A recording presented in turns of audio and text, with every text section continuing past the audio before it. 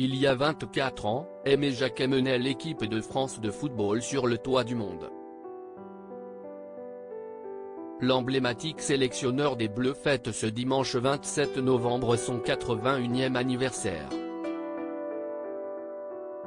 Dans l'histoire du football français, il restera le premier sélectionneur à avoir permis à l'équipe de France de se hisser sur le toit du monde, le soir d'un certain 12 juillet 1998.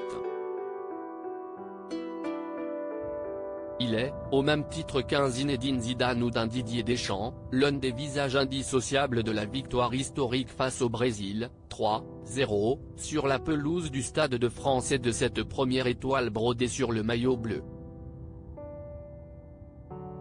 Aimé Jacquet avait alors 56 ans et décidait, après de longs mois passés sous le feu des critiques, de se retirer de son poste d'entraîneur des Bleus.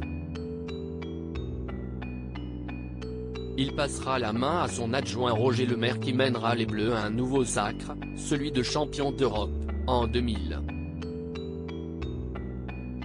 Ce dimanche 27 novembre, Aimé Jacquet, qui a grandi dans le petit village de Seille-le-Soucouzan à côté de Saint-Étienne, Loire, célèbre ses 81 ans.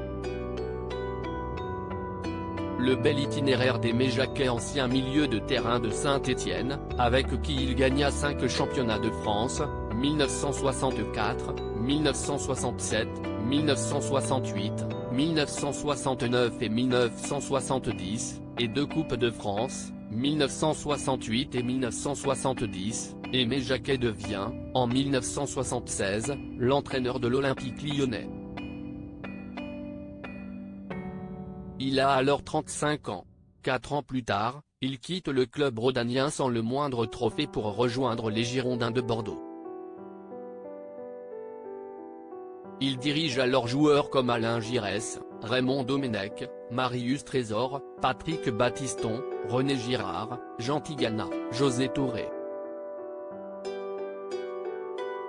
À leur côté, il remporte alors 3 titres de D1, en 1984, 1985 et 1987. Après de brefs passages à Montpellier et Nancy, Aimé Jacquet devient l'adjoint de Gérard Houllier, sélectionneur de l'équipe de France. Il prend la tête des Bleus en 1993, dans un contexte cauchemardesque. La sélection ne disputera pas le mondial 94, aux États-Unis, après des défaites enregistrées face à Israël et la Bulgarie. Aimé Jacquet porté en triomphe. Aimé Jacquet impose alors ses convictions et écarte des joueurs prestigieux, à l'image d'Éric Cantona ou David Ginola.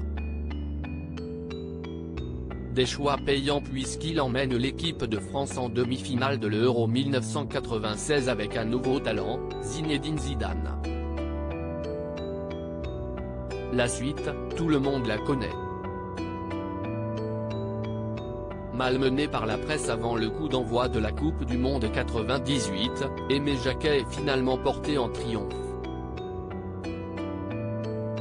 Sa personnalité et son management sont alors mis en valeur par les joueurs.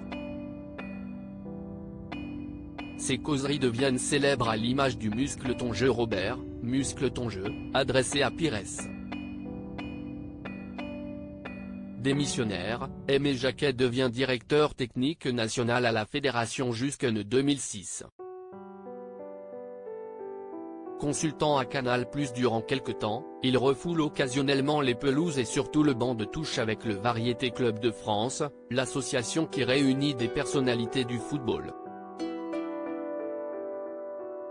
Désormais plus discret, Aimé Jacquet se déplace de temps à autre sur quelques événements caritatifs, des cérémonies ou des jubilés.